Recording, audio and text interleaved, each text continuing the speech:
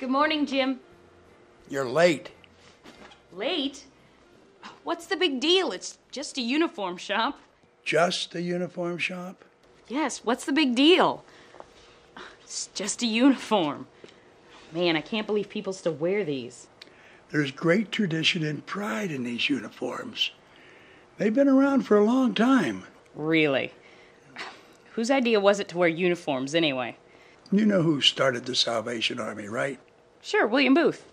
That's right, but he had a lot of help. There was a lot of hard work done by a lot of courageous people. People who sacrificed so much because of their faith in God and their belief in what they were doing. Well, I'm sure they were strong, but what's that got to do with wearing a uniform? Well, in the late 1800s, William Booth started an organization called the Christian Mission. And in one of his first reports, he wrote, "The Christian Mission is a voluntary army." Well, after reading the report, Booth's son Bramwell disagreed with the statement. Because he didn't feel like a volunteer, he felt compelled by God to fulfill his ministry. So Bramwell crossed out voluntary army and replaced it with Salvation Army. And that's where the name Salvation Army came from. I've heard that story before. So, they wore uniforms to look like an army? Well, that's part of it. But back in the 1800s, there were many advantages to wearing uniforms. At that time, uniforms were a symbol of pride. They implied courage, discipline, and professionalism. But there's more to it than that. The Salvation Army depended upon public recognition. The uniform immediately established an identity for the group. William Booth thought that if the Salvation Army was going to be taken seriously, it should be a uniformed army. I guess it makes sense. Did it work? It did for Ida Mae Jessup.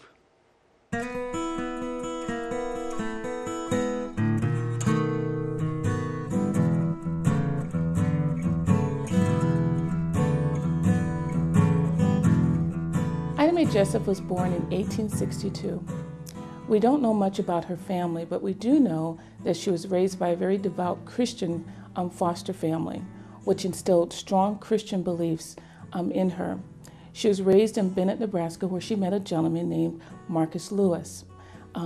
They got married and lived there. During that time, Ida and Marcus met a pastor from Lincoln, Nebraska that was doing prison ministry.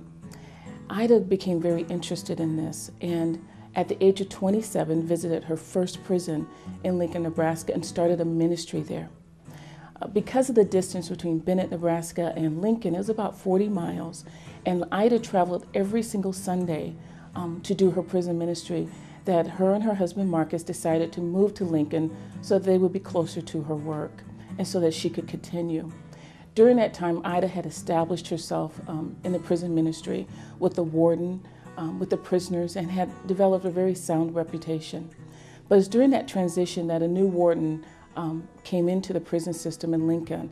And Ida was a little uncomfortable how this new warden would perceive her. And so she decided she needed to get involved with the organization, get the backing of an organization that was well respected, not only in the prison ministries, but in the community.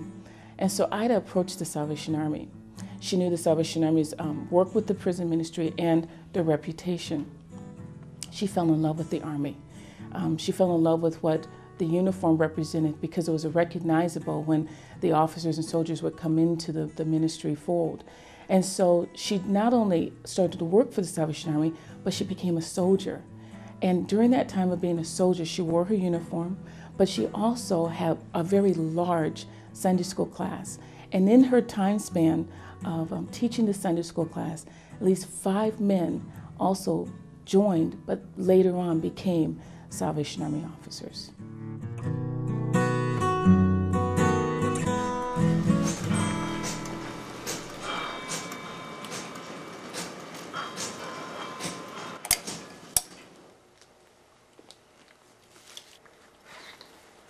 You see, it was the uniform that allowed Ida Mae to continue her ministry through the changing policies of 15 different wardens.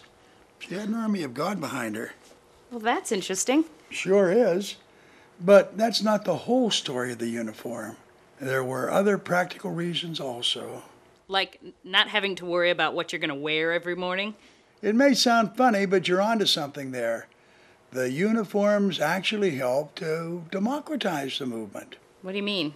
For the poor who were recruited to serve, the uniforms removed the stigma carried by their ragged clothes. On the other hand, for the well-to-do, the uniforms symbolized a willingness to do away with worldly material concerns. Oh, I see. So it made everyone feel like they were equal. Exactly. Salvationists were not urged to wear uniforms in order to display rank, but in order to be seen as standing out for Jesus. You know, some people around here find excuses not to wear their uniforms. How did the early Salvationists react? Well, a lot of early Salvationists, like Major Frank Seager, were very proud to wear their uniforms. Really? Yes.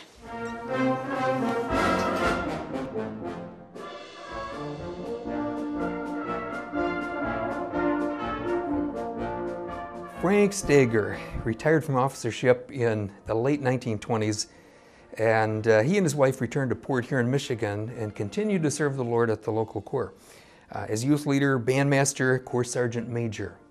Frank ultimately became a prominent member of the community, and when the mayor of Port Huron resigned with 2 years left of his term, the city asked Frank to become the interim mayor, which he did.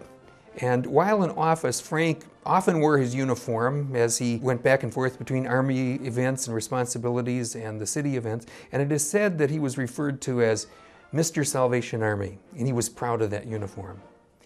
At the end of his 2 years, he fully expected to return to private life.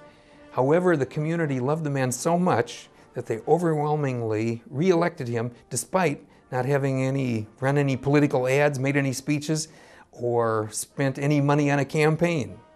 As a man of integrity, he was deeply committed to the community, but even more committed to being a representative of the Salvation Army and sharing the gospel of Jesus Christ, his Lord, as he could.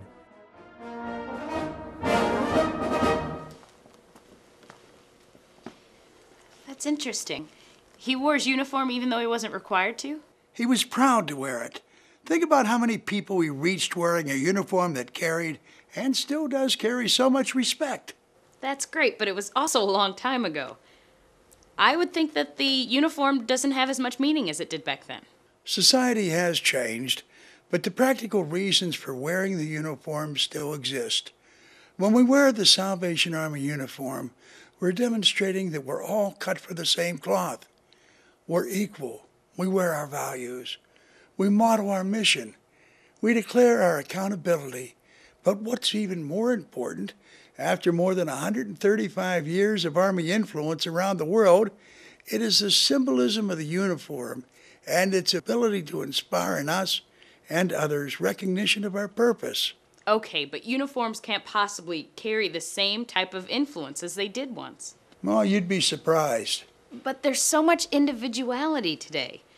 I would think that people would shy away from that type of conformity. Sure, there are people with reservations, but they haven't seen the uniform in action. It's still a powerful weapon in the army of the Lord. What's different about someone wearing a uniform in public? Well, they certainly stand out. Yes, people know that uniform. They know what it stands for and the power it can have. When you have that uniform on, people know who to turn to. Major Gunnar Erickson and Major Heidi Bailey both found that out firsthand. The lawyer, I can't remember his name now, he asked, "Why do you wear a uniform?" He just couldn't understand it. And right there and then, a man came running up. "Oh, it's the Salvation Army. I'm so glad I found you. My wife is so sick and I don't know if she will live. Would you kindly have a word of prayer with me? I need it so much." If I didn't have the uniform on, this would never happen. I was sitting in the Lima, Peru International Airport. I had just finished a women's camp in Lima, and I had about an hour before my flight left. So I sat down to read a book and have a great cup of South American coffee. And as I was reading, I felt that someone was looking at me, but this time it seemed a little more intentional, more with a purpose. So I looked up from my book and I saw a father with his young son of about 6 or 7 years old. And he was leaning over with one arm around his son, and with his other arm he was pointing directly at me. I watched the two of them, and then I heard the father say to his son in Spanish, "If you ever have a problem anywhere in the world, find someone who's wearing this uniform. They will always help you." The little boy looked at me as though to study and memorize a bit the uniform, and then in his carefree, childlike voice just said, "Okay, papito," and they left.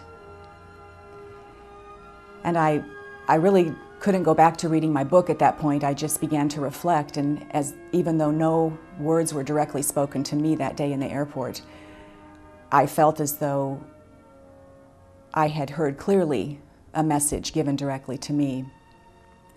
I was reminded that day of the heritage and the legacy that is mine today, but has been paid for by others. And by wearing this uniform, I am the one who benefits from it. I was reminded of the incredible responsibility that I have when I wear this Salvation Army uniform, even in the eyes of a 7-year-old boy. And I was reminded of the awesome privilege I have of wearing this uniform.